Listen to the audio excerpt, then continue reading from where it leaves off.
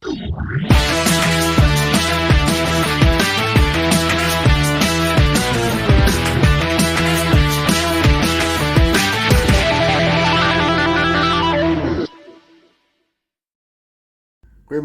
dit is Vrydag 28 Februarie 2025 en baie welkom by hierdie Vrydagmiddag nuusflits saam met Klaas Prinsloo. Eerstens die syfers vir die maand, 12 sonder verlies, daar was geen moorde gewees nie en net vir die week 21 tot 27 was daar 'n totaal van 7 aanvalle gewees met 2 van hierdie aanvalle wat afgeweer was. Van die aanvalle in hierdie week was 'n herhaalde aanval gewees in die Oos-Kaap en ons sit in die Oos-Kaap op die stadium met 5 herhaalde aanvalle waarvan een van daai aanvalle het 'n lewe geëis. Dit is asof daar elemente onder die bevolking is wat hierdie mense net wil uit hê sodat hulle kan aangaan met hulle bedrywighede in die Oos-Kaap. Nou hierdie mense wat gewoonlik aangeval is en wat nou heraangeval is mense wat probeer om regtig 'n verskil te maak in die bevolking daarso en deur die daarstelling van fasiliteite om die bevolking te help en kinders te versorg en ook daar was 'n beplande skool wat toe nou deur die mat geval het. Daar is ook nou sprake van 'n jonger generasie wat besig is om die stamhoofde te diskrediteer en 'n poging om die tradisionele leierskap in die Oos-Kaap omver te werp. Na die Wes-Kaap toe, dis ek verlede week vir berigte, daar was 'n plaas wat op bykans heeltemal afgebrand is en dan is daar natuurlik die seisonale brande in die Kaap wat lekker weghardloop onder die wind. En maar daar is 'n bietjie goeie nuus van die staproetes by Tafelberg is weer oopgestel en kan gebruik word met veiligheid. Berig wat vanoggend ingekom het is dat die brande by Gansbaai weer onder beheer is en maar nou die probleem is daarso van die ander brande is nou weer besig om te ontspring en van vooraf 'n probleem te skep. Volgens 'n verklaring van die Vryheidsfront Plus is daar in die Wellington area sowat 1630 beboste area vernietig deur brande hierdie laaste week. Die probleem wat hulle daarmee gesit is dat die Kaapse owerhede het nie ingekoop op die rampbestuur in hierdie area nie en het dus ook nie ligsteen aangebied vir die brande in die Wellington area nie. Die plaaslike gemeenskap moes self inklim en hulle het 'n helikopter en 'n vaste vliegtuig gekry van plaaslike besigheidslui wat hulle gehelp het in die bestryding van hierdie brande. En omdat dit die 28ste Februarie is Woensdag 5 Maart, nou weer D-dag en ons gaan kyk wat ons by die pompe te wag kan wees. Daar's 'n bietjie verligting, maar nie verligting oral nie. Daar was 'n bietjie oorverhaling gewees en 'n swakker dollar en laer wêreldwye oliepryse het teweeggebring dat die brandstofpryse effens oorgeknip het. Maar ongelukkig net verseker is 93 word nie ingereken nie. Die dieselpryse gaan tussen 14 en 20 sent per liter daal. 93 oktaan 'n verhoging van 9 sent per liter en 95 oktaan 'n afname van 4 sent per liter. Diesel 0.05 afname van 14% en diesel 0.005 'n afname van 20 sent per liter op die groothandelprys.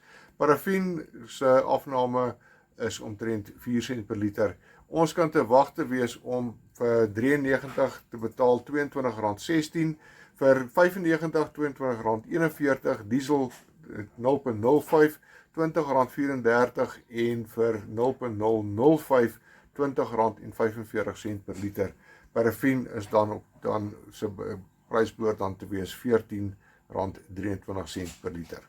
Belangrike datums vir die afsienbare toekoms, die 18de April se aksie gaan nog steeds voort. Ek wil dit nie protesaksie noem nie want die fokus is besig om bietjie te verskuif daarso na iets beters en na iets meer toepasliks.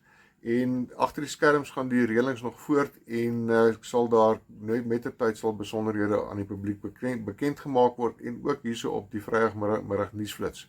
Die skoonmaak van die Danitron monument op die 8de Maart gaan voort en as julle wil handjie gaan bysit daarso, ek los vir julle Rudy Rousseau se nommer op die skerm en ook in die kommentaarboks. Dan die 15de Maart is die groot dag en dit gebels dan die kraanslegging en dan die laaste koppie koffietoer die oggend 9uur.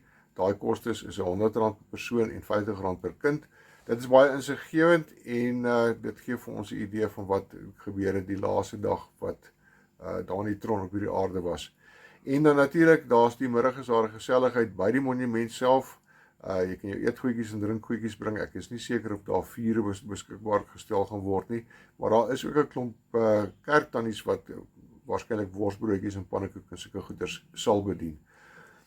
Dit is al wat betref die datums. Daar is nog datums wat kom en dit gaan waarskynlik op kort kennisgewing wees. Ons werk daaraan. Ek het nog mense met wie ek gesels oor moontlike ander gebeure vir Maart, maar sodra ek enigiets het, dan sal ek julle op hierdie kanaal laat weet.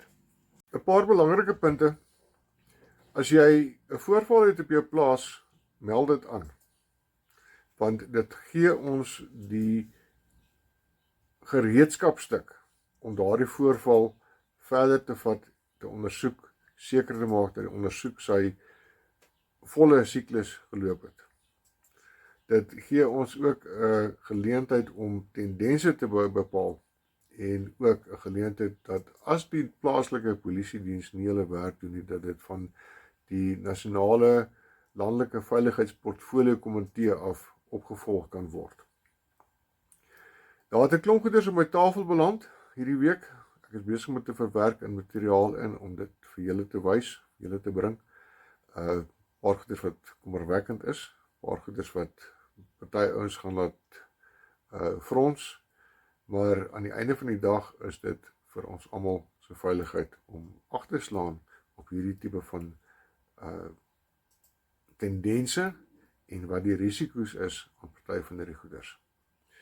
Die Februarie video behoort seker so teen einde volgende week uit te wees. Dit is nie 'n besige maand gewees nie. Daar sien julle self wat ek vandag vir julle gebring het, 12 vir die maand en dan aanvalle wat afgeweer is. Geen moorde nie, ons is baie gelukkig daarso. Ons weet nie wat Maart vir ons gaan inhou nie.